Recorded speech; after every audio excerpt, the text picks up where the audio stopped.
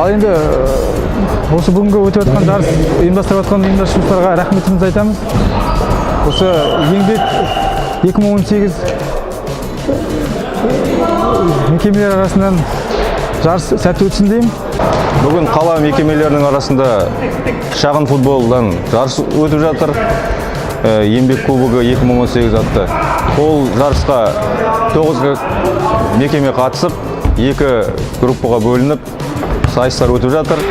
Ұйымдастырушы жастар ресурстар орталығы, облыстық жастар департаментіне алғысымызды айтамыз.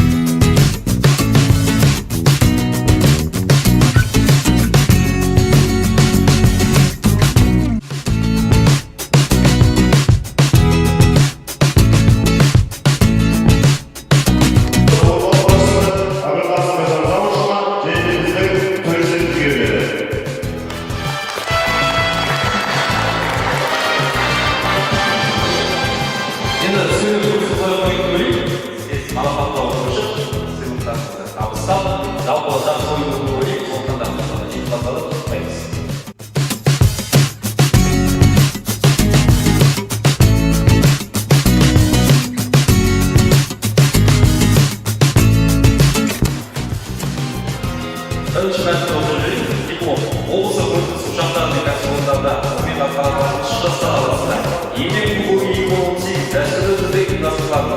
Шағын футболдан жарысқа үздік ойыншы номинациясына ие болған Нұрғали Жанас Алматова.